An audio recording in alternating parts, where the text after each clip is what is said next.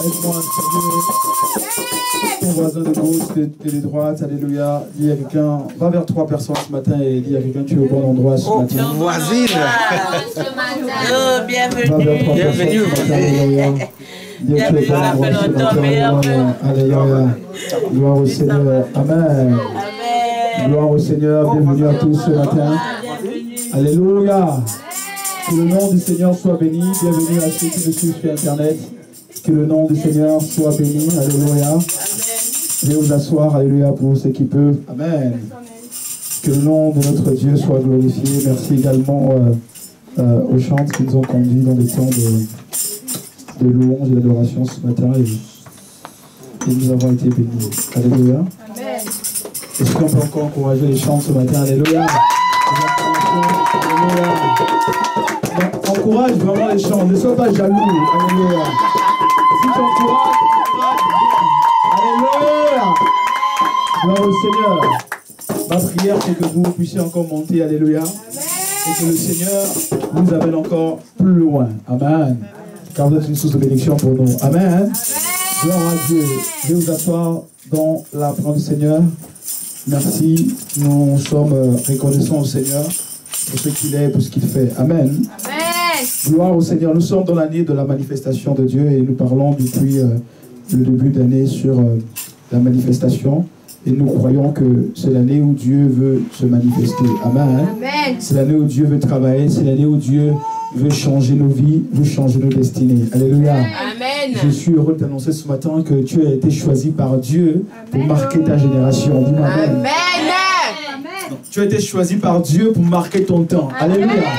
Partout où tu pourras aller, Dieu veut que tu puisses marquer ton temps et ta génération. Alléluia. Je t'annonce ce matin que tu ne seras pas le dernier dans ta génération. Non, quelqu'un n'a pas entendu ce que je dis.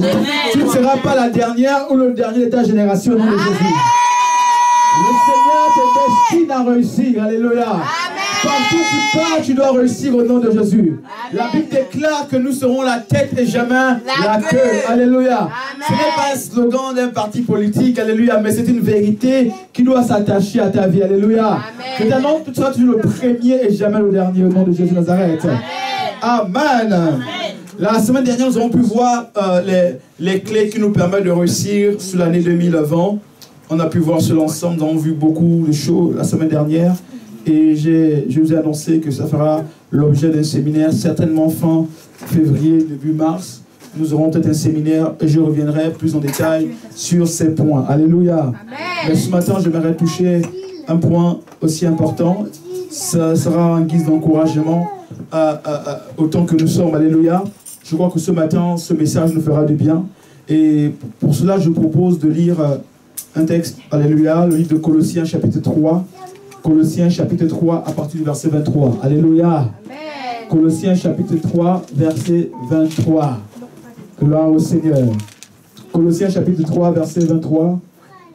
Nous allons lire ce texte et de ce texte, nous allons tirer l'enseignement ce matin. J'aimerais toucher pendant 30 à 40 minutes. Alléluia. Et ensuite, nous allons prier parce que je voudrais prier aussi ce matin pour des personnes. Alléluia. Colossiens chapitre 3, verset 23. Colossiens chapitre 3, verset 23. Il est écrit ceci. Tout ce que vous faites, faites-le de bon cœur, comme pour le Seigneur. Dites comme pour le Seigneur. Comme pour le Seigneur. Il dit tout ce que vous faites, faites-le de bon cœur, comme pour le Seigneur et non pour les hommes. Sachant que vous recevrez du Seigneur l'héritage pour récompense. Servez Christ, le Seigneur, car celui qui agit injustement recevra selon son injustice. Il n'y a point d'acception de personne. Alléluia. Amen. Je reprends. Tout ce que vous faites, faites-le de bon cœur, comme pour le Seigneur et non pour les hommes, sachant que vous recevrez du Seigneur l'héritage pour récompense. Servez Christ le Seigneur, car celui qui agit injustement recevra selon son injustice. Il n'y a point d'acception pour personne. Alléluia. Amen. Ce matin, j'aimerais donner un thème à mon message. Je l'aimerais l'intituler « Les hommes de l'ombre ». Alléluia. Amen. Dites les hommes de l'ombre. Les hommes de l'ombre. Ce matin, j'aimerais parler des hommes de l'ombre. Alléluia. Ou des personnes de l'ombre. Quand on parle des hommes de l'ombre ou des personnes de l'ombre, effectivement, ce sont des personnes qui font un travail remarquable et que parfois les projecteurs ne sont pas sur ces personnes-là. Alléluia. Et au travers des Écritures ce matin, nous allons tirer l'exemple de 2 ou 3 personnes qui, pour moi, ont été des hommes de l'ombre, mais qui ont eu, n'est-ce pas, un impact, n'est-ce pas, dans la vie chrétienne, un impact, n'est-ce pas, dans l'histoire, n'est-ce pas, de l'humanité. Alléluia.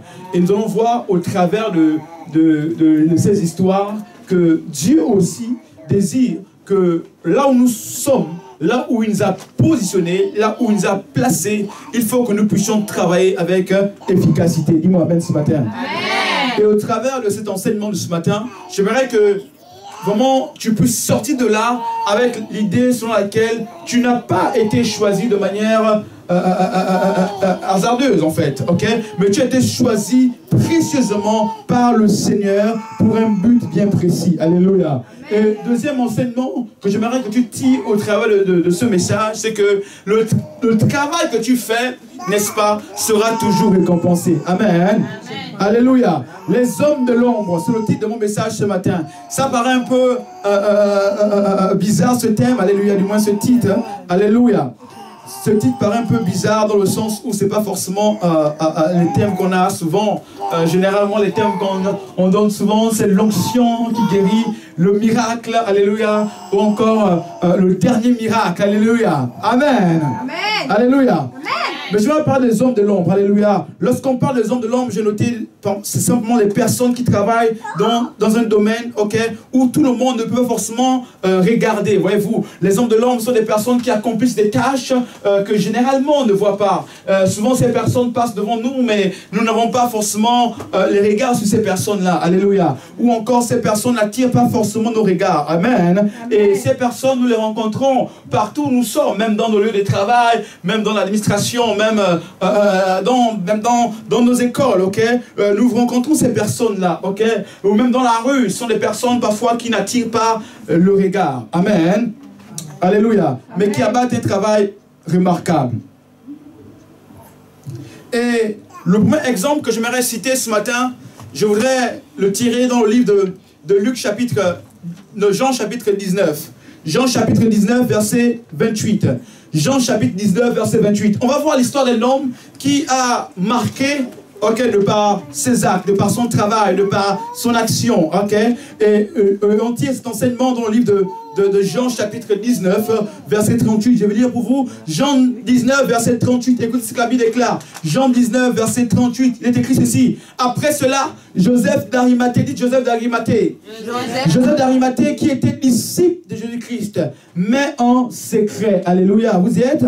La Bible déclare, après cela, Joseph d'Arimathée qui était disciple de Jésus-Christ, mais en secret. Ok? Par crainte des Juifs, demanda à Pilate de l'emmener le corps de Jésus. Et Pilate le permit. Ok? Il vint donc et enleva son corps. Verset 39. Nicodème qui précédemment était venu vers lui de nuit, vint aussi, apportant un mélange de myrte, d'aloès, environ 100 livres. Ok? Ils prirent donc le corps de Jésus-Christ et l'entourèrent de bandelettes avec des aromates. Amen. Selon la manière ensevelie en usage chez les Juifs. Alléluia. Amen. Amen. Verset 41. Or, au lieu où il travaillait, au lieu où il avait été crucifié, il avait là un jardin. Et dans le jardin, un sépulcre neuf, personne n'avait encore été mis. Verset 42. C'est là la raison de la préparation des Juifs, le sépulcre étant proche, qu'ils mirent Jésus. Alléluia. Amen. Voici, la Bible parle d'une histoire remarquable de Joseph d'Arimathée. La Bible dit que, alors que Jésus-Christ avait été, n'est-ce pas, crucifié, et voyez-vous, cet épisode arrive après que le Seigneur soit crucifié sur la croix.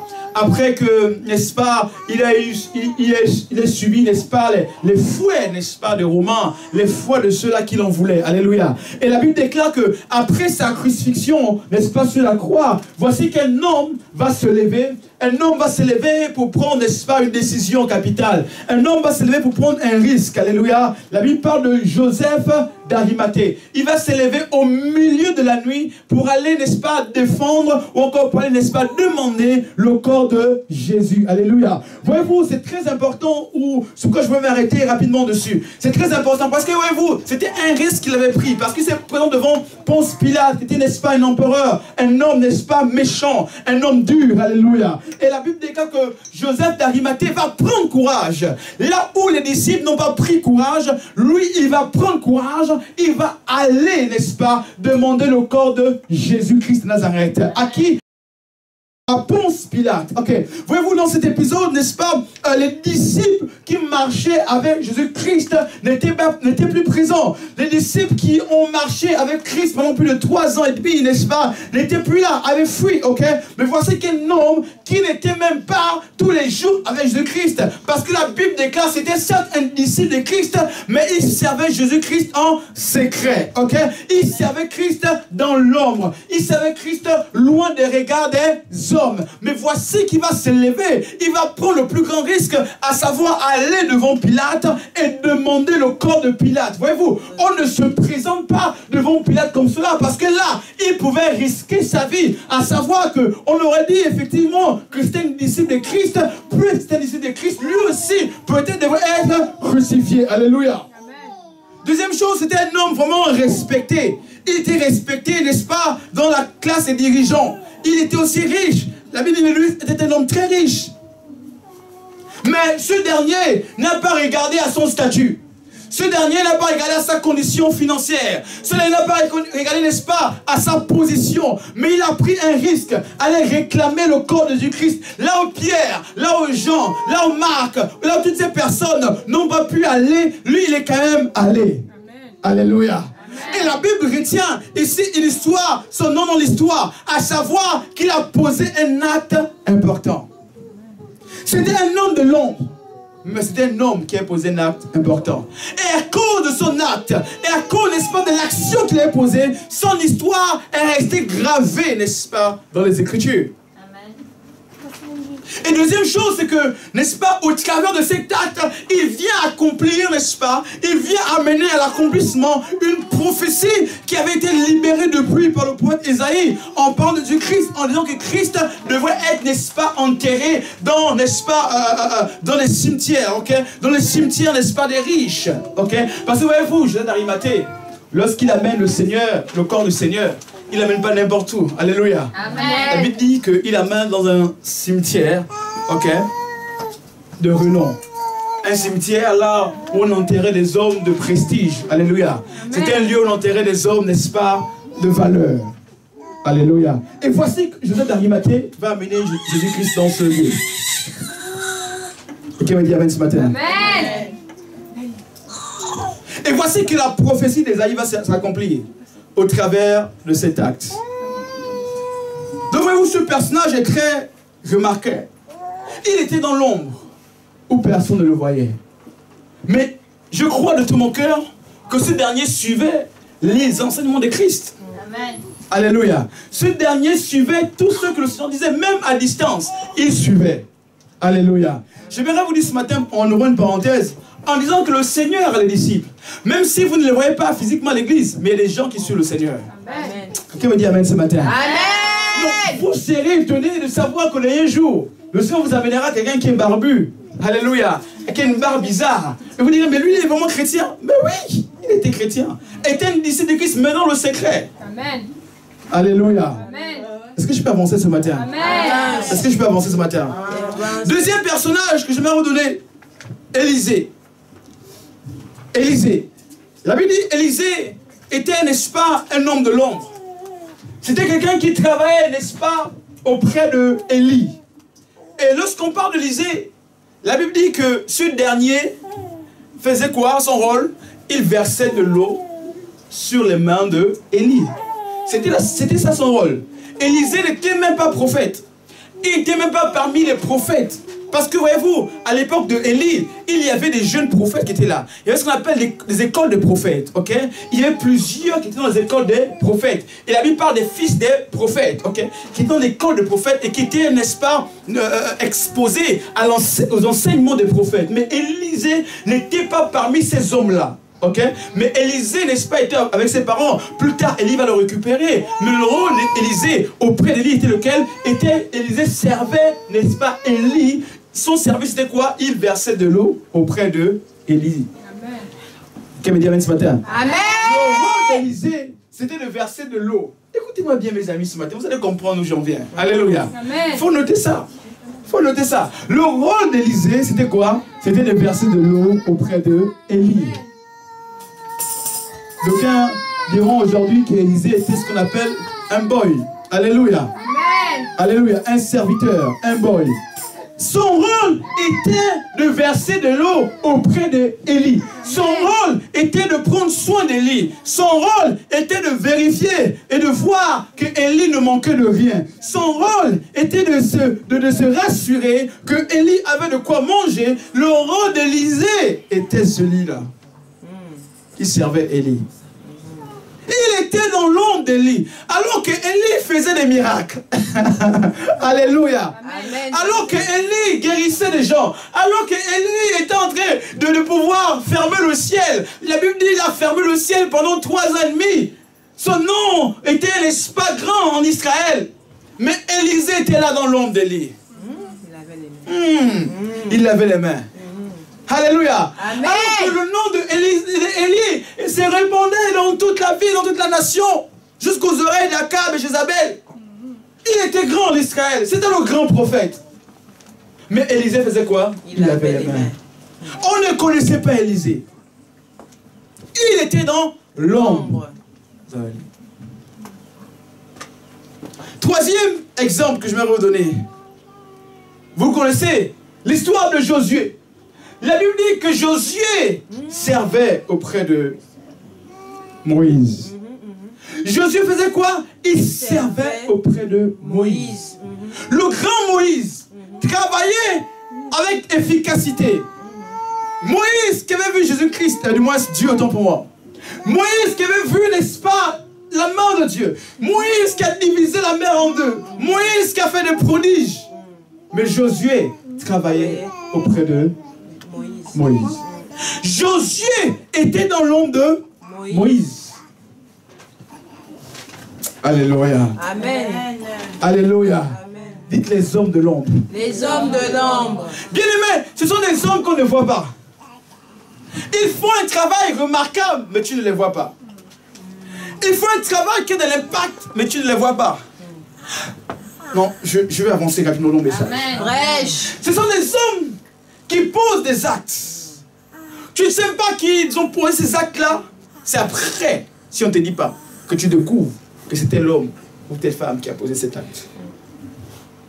Ce sont des hommes qui ne cherchent pas d'abord les regards des hommes. Ce sont des hommes qui ne cherchent pas les projecteurs des hommes. Alléluia. My God. Les hommes de l'ombre. J'aimerais vous donner un dernier exemple. Et ce n'est pas un exemple biblique, mais c'est une histoire réelle qui s'est passée.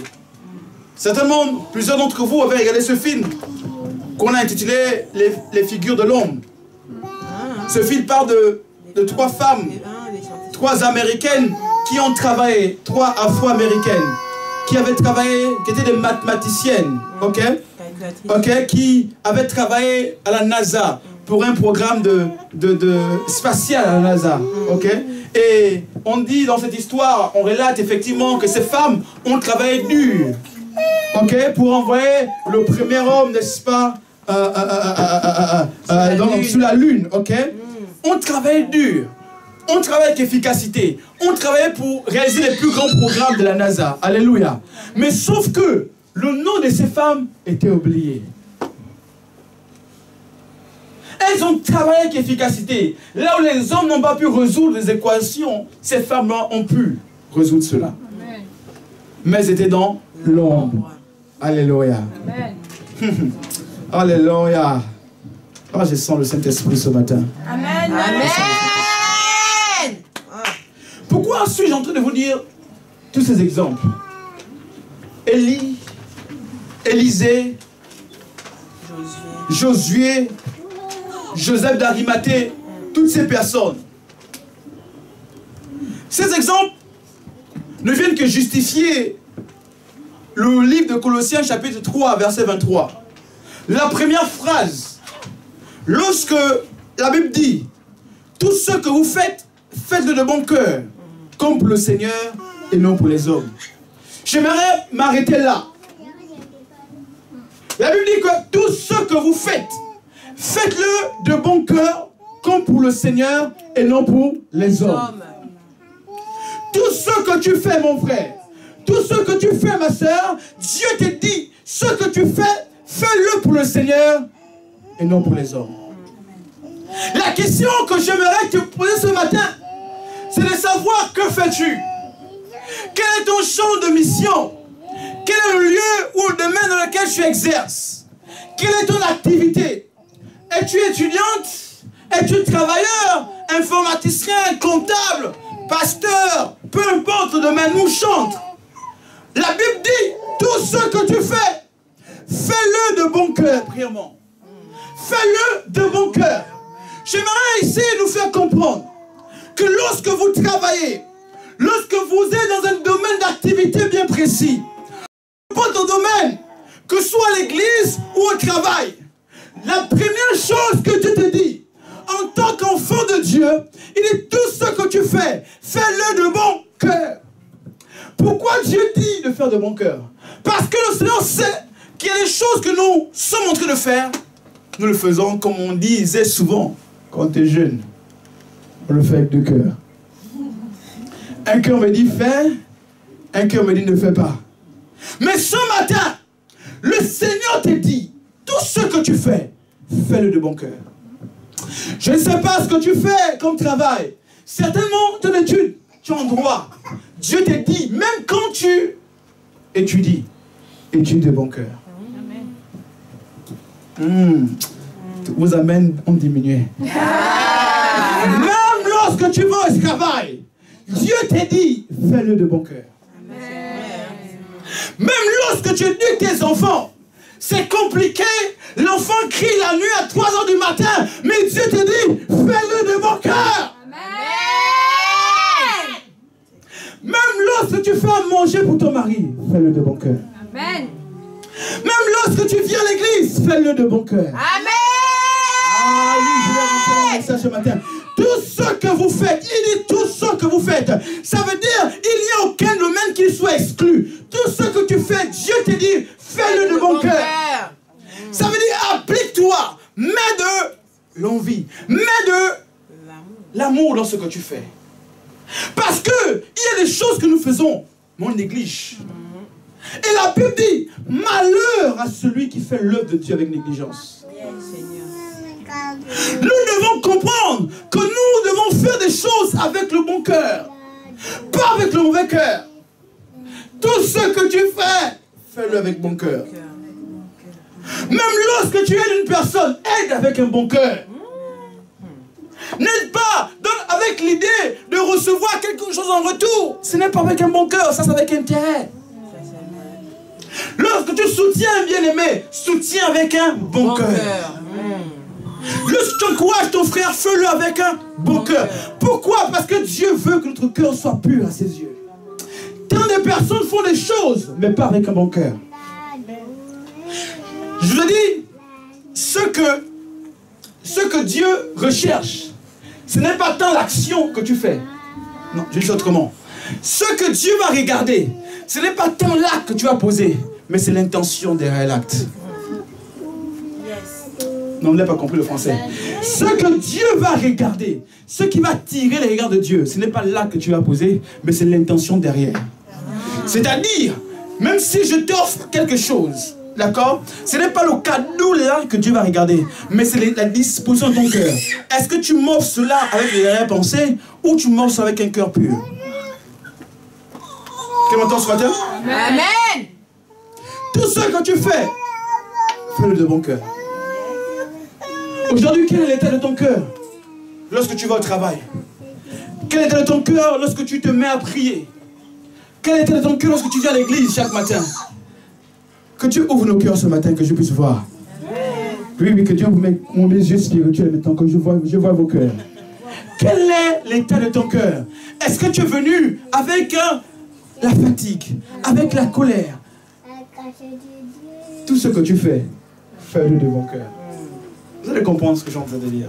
C'est toi qui prêches. Alléluia. Chaque acte que tu poses, fais-le de bon cœur. Pourquoi? Parce que Dieu a pu voir, a pu discerner que le cœur de l'homme est mauvais.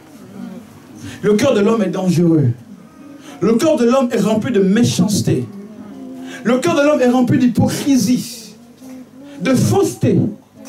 Alléluia. Amen. Mais Dieu veut que cela puisse changer. Dites que cela change. Que cela change. Donc la première chose qui te dit, tout ce que tu fais, fais-le de bon cœur. Deuxième chose, il dit quoi? Il dit, fais-le de bon cœur, comme pour le Seigneur, et non pour les hommes. Deuxième point. Comme pour le Seigneur, et non pour les hommes. Souvent, lorsque nous posons les regards, ou lorsque nous posons des actes, nous cherchons d'abord l'approbation des hommes. Nous cherchons d'abord la récompense des hommes. Mais c'est là l'erreur. La Bible nous dit, tout ce que vous faites, faites-le de bon cœur, comme pour le Seigneur. Ça veut dire que tout ce que tu vas être amené à faire, cherche d'abord à glorifier Dieu dans ce que tu fais. Et qui m'a entendu ce matin? Amen. Tout ce que tu vas faire, cherche d'abord à glorifier Dieu. Ça veut dire que même dans tes études, lorsque tu étudies, dis-toi toujours, si tu étudies, c'est pour glorifier d'abord Dieu. Amen. Lorsque tu viens même à l'église travailler, dis-toi toujours que ce que je fais, c'est d'abord pour glorifier Dieu. Même lorsque tu vas au travail, dis-toi que c'est pour glorifier Dieu. Je vais te choquer ce matin. Le travail que tu as, c'est pas là pour toi, mais c'est pour que Dieu soit glorifié. Amen. Oui, oui, oui. Non, je vais encore aller plus loin. Même quand tu t'habilles le matin, c'est pour glorifier Dieu. Amen. Ah oui. Tout ce que tu fais, fais-le pour le Seigneur et non pour les hommes. Aïe, aïe, aïe, aïe, aïe. Tout ce que tu fais, même quand tu t'habilles, cherche toujours à dire, est-ce que Dieu sera glorifié à travers cela? Est-ce que Dieu sera célébré à travers cela? Est-ce que Dieu sera honoré à travers cela? Il a dit tout ce que tu fais. Donc tu comprends ici qu'en fait ta vie ne t'appartient plus. En fait que tu ne vis plus pour toi. Mais tout ce que tu fais, tu cherches d'abord à honorer Dieu. Tu cherches d'abord que le nom du Seigneur soit glorifié. Tu ne cherches pas d'abord que les hommes t'admirent, mais tu cherches d'abord que Dieu soit glorifié au travers de ta vie. Oui, tout ce que je dois faire, je le fais pour que le nom du Seigneur soit célébré. Dis-moi amen ce matin. Amen. Même lorsque je parle, je ne sors pas une parole comme cela. Je réfléchis. Est-ce que Dieu sera honoré au travers de ce que je sortirai de ma bouche? Est-ce que le nom du Seigneur sera glorifié dans mon attitude, dans mon comportement, dans mes actes, dans mon moyen de fonctionner? Est-ce que Jésus sera glorifié? La question que je te pose ce matin, est-ce que Jésus est glorifié dans ce que tu fais? Est-ce que le nom du Seigneur est célébré dans ce que tu fais? Est-ce que si un païen se lève et regarde ce que tu fais, est-ce que ce dernier pourrait dire Jésus est dans la vie de cet homme ou cette femme? Alléluia. Amen. Tout ce que tu fais, fais-le de bon cœur comme pour le Seigneur. Mon ami, même si tu dois travailler à 3 h du matin, travaille. C'est difficile, dis-toi simplement, ce que je fais, c'est là-bas pour le Seigneur. C'est compliqué, c'est difficile, mais je veux d'abord glorifier mon Dieu.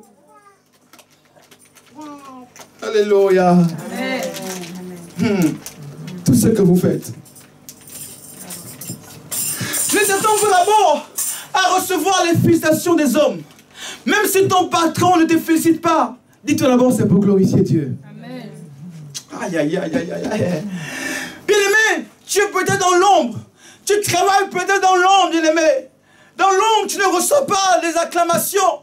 Tu ne reçois pas, n'est-ce pas, des félicitations, bien-aimé. Ça, c'est l'ombre. Personne ne te voit. Mais laisse-moi te dire, même dans l'ombre là, si les hommes ne te voient pas, il y a un Dieu qui te voit, my God. Il y a un Dieu qui te connaît. Il y a un Dieu qui te connaît. Il y a un Dieu qui voit chaque acte que tu poses. Il y a un Dieu.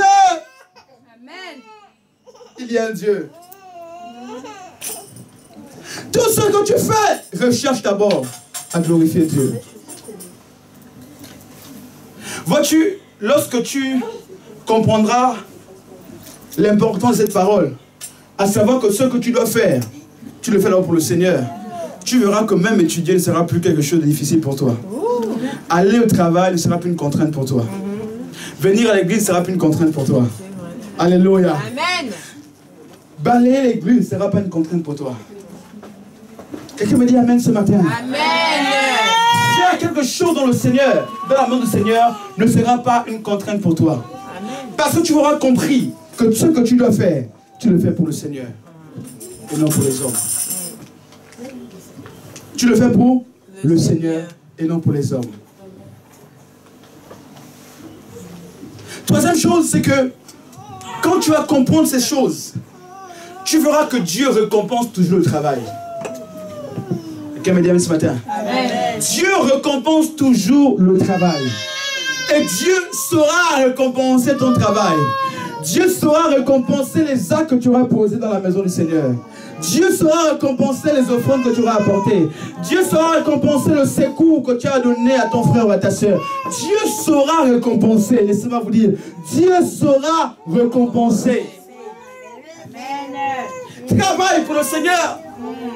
Chante pour le Seigneur. Prie pour le Seigneur. Aide pour le Seigneur. Alléluia. Amen. Fais des choses pour le Seigneur. Et lorsque Dieu m'a enseigné ce passage, il dit tout ce que vous faites, faites-le de bon cœur comme pour le Seigneur et non pour les hommes. Seigneur, tout ce que je veux faire sur la terre, je le fais pour toi. Pour toi d'abord. Alléluia. Amen. Et non pour les hommes. Non pour plaire aux hommes. Mais pour plaire d'abord à Dieu. Dans l'église, nous nous battons pour plaire aux hommes et non à Dieu. Alléluia. Amen. Dieu récompense le fruit de ton travail. Même si tu dois aller évangéliser seul, à commerce, va évangéliser. Si personne ne te suit, vas-y. Tu le fais d'abord pour le Seigneur. Même si tu dois rentrer en jeûne pendant 3 jours, le jeûne de prière, seul, vas-y. Tu le fais d'abord pour le Seigneur. Amen. Apprends à poser un acte d'abord pour le Seigneur. Amen. Et la troisième partie de ce verset dit, il recevra du Seigneur l'héritage pour récompense. Laissez-moi vous dire que il y a un héritage attaché aux actes que nous posons. Il y a un héritage réservé aux hommes et aux femmes qui apprennent à poser des actes pour glorifier le Seigneur. Il y a un héritage que Dieu te réserve. Il y a un héritage que Dieu te promet. Il y a un héritage que Dieu a mis à côté pour toi afin de pouvoir bénéficier. Tes actes, tes actions ne resteront pas dans l'ombre. Mais tes actions et tes actes seront récompensés un jour. Quelqu'un me dit Amen ce matin. Amen. Tes actions, tes actes seront récompensés un jour. Et la Bible montre bien l'histoire de Élisée. Voyez-vous, Élisée était dans l'ombre de Élie. Il a servi dans l'ombre de Élie. Mais voyez-vous, Élisée n'est pas resté dans l'anonymat. Et plus tard, qu'est-ce qui s'est passé? Élisée a hérité du manteau d'Élie. Alléluia. Amen. Élisée a hérité du manteau d'Élie. Je peux imaginer que c'était difficile pour Élisée d'être dans l'ombre d'Élie, de servir Élie. Mais il est resté fidèle. Il est resté fidèle. Et il a hérité du manteau d'Élie. Josué a hérité du manteau de Moïse. Alléluia. Amen. Si tu n'es pas fidèle, tu ne pourras jamais hériter du manteau. Si tu n'es pas fidèle, tu ne pourras jamais hériter du manteau. Si tu n'acceptes pas de passer par le chemin de l'ombre, le chemin de l'ombre où personne ne te voit, mon frère, ma soeur, le manteau n'est pas pour toi. Alléluia. Amen. Parce que vois-tu, dans l'ombre, c'est aussi une phase de brisement. Pour que Dieu travaille avec toi, il faut d'abord qu'il brise des choses en toi. Il faut que tu passes au préalable par le brisement. Plusieurs d'entre nous, nous voulons la gloire sans passer par le brisement. Plusieurs, nous voulons le succès sans passer par le brisement. Nous voulons atteindre les sommets sans que Dieu fasse d'abord un travail en nous. Alléluia. Ta prière doit être, Seigneur, brise-moi d'abord. Détruis ce qui n'est pas de toi. Enlève ce qui n'est pas de toi. Afin que quand ta gloire viendra, que je sois à même de pouvoir la garder. Amen. Alléluia. Amen. Alléluia. Amen. Plusieurs veulent la gloire sans passer par le brisement. Tout ce que tu fais, fais-le de bon cœur comme pour le Seigneur et non pour les hommes. Ces femmes-là, qui avaient été oubliées à la NASA, plus tard, sont devenues les premières femmes à avoir marqué l'histoire. Alléluia. Amen. Même si les hommes veulent enterrer ton histoire, laisse-moi te dire, Dieu va se créer un chemin pour que ton histoire soit révélée au monde. Amen. Non, tu n'as pas compris. Même si les hommes veulent étouffer ton histoire, Dieu créera d'autres opportunités. Dieu créera d'autres opportunités. Dieu créera d'autres chemins afin que ton histoire soit connue du monde au nom de Jésus. Amen. Alléluia. Amen. Parce que Dieu est capable de te prendre de l'ombre pour t'amener à la lumière. Amen. Mais Dieu ne veut pas que tu demeures éternellement dans l'ombre. Alléluia. Certes, l'ombre c'est un temps, mais Dieu aussi se réserve un temps pour te sortir de l'ombre et pour t'amener dans la lumière. Pour t'amener dans la lumière où les gens reconnaîtront ce que Dieu a mis en toi. Où les gens pourront admirer ce que Dieu a mis en toi.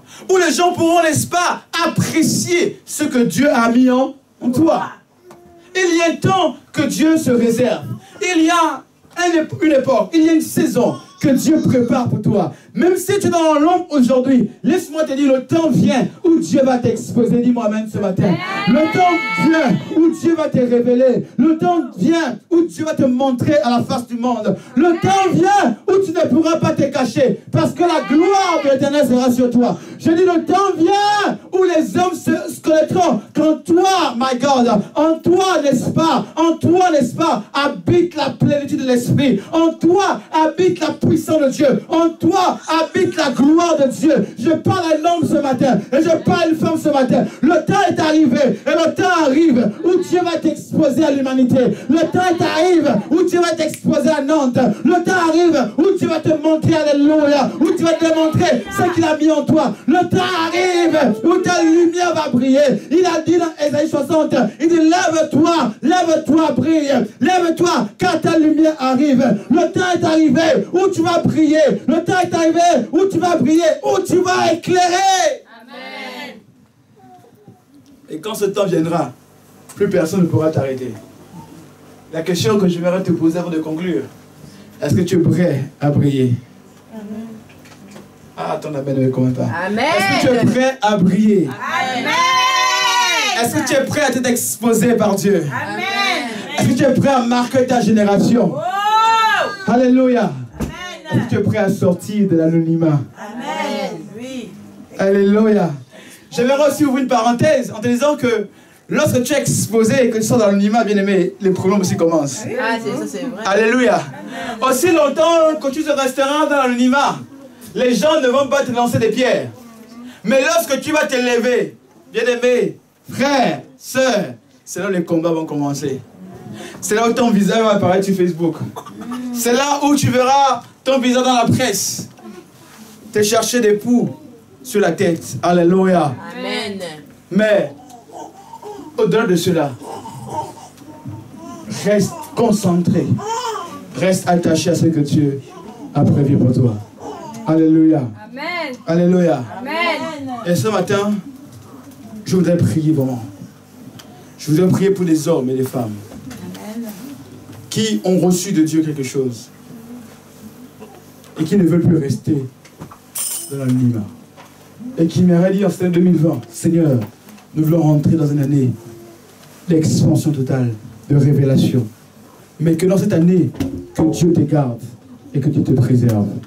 Alléluia. Amen. Alléluia. L'année où tu dois faire la différence, c'est cette année 2020. L'année où tu dois marquer ton temps, c'est cette année 2020. Alléluia. Amen. Tu es prête à rentrer cette année-là? Alléluia. Alléluia. Amen. Amen. Amen. Est-ce que tu peux t'élever? Alléluia. Lève-toi, nous allons prier. Alléluia. Commence à prier. Commence simplement à prier. Alléluia. Commence à prier pour ta vie maintenant.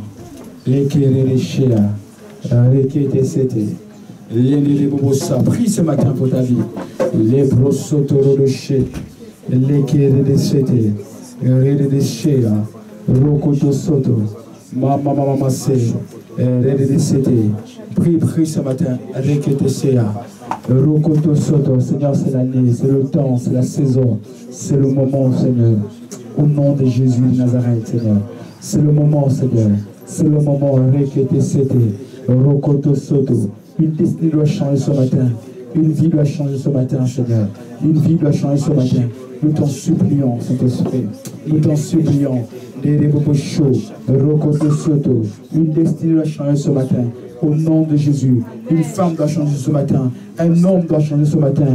De l'ombre, tu amènes à la lumière quelqu'un ce matin. De l'ombre, tu amènes à la lumière quelqu'un ce matin. Au nom de Jésus de Nazareth. Au nom de Jésus de Nazareth. Lève tes mains vers le ciel maintenant. Je prie pour toi à l'instant. Au nom de Jésus de Nazareth. Je prie que le Seigneur se révèle à toi maintenant. Je prie que Dieu change ta position maintenant. Au nom de Jésus de Nazareth. Au nom de Jésus, que tout ce que tu vas accomplir, que tout ce que tu vas faire, que tu le fasses pour le Seigneur au nom de Jésus. Que tout ce que tu vas faire à compter d'aujourd'hui, que tout ce que tu vas faire soit motivé par le fait de pouvoir glorifier le Seigneur. Au nom de Jésus, dans tes études, dans ton travail, dans ton mariage, dans tes finances, dans tous les domaines, dans l'éducation de tes enfants, je proclame et je déclare ce matin que tout ce que tu accomplisses, alléluia, que tout ce que tu fasses, my God, que tu le fasses pour le Seigneur. Au nom de Jésus de Nazareth, je déclare maintenant que dans l'anonymat que tu t'enlèves de là, au nom de Jésus de Nazareth, qui t'expose à la lumière, qui t'expose à la lumière, au nom de Jésus, qui te révèle à l'humanité, pour la gloire de son nom, pour la gloire de son nom, my God, je prophétise pour toi ce matin, je déclare, je décrète maintenant, que tu reçois maintenant, là, tu rentres dans la saison de l'exposition, tu rentres dans la saison maintenant de l'exposition, au nom de Jésus, tu rentres dans la saison de la révélation, que Dieu te révèle dans ton travail, au nom de Jésus de Nazareth, là où tu t'es inconsidéré, maintenant que tu sois considéré au nom de Jésus de Nazareth, là où tu t'es abandonné, maintenant que tu sois apprécié, au nom de Jésus. Je parle à une femme ce matin, je parle à un homme ce matin. Dieu change ton statut, reçois le changement, reçois le changement. Ribosa par les reçois le changement total. Dieu change ta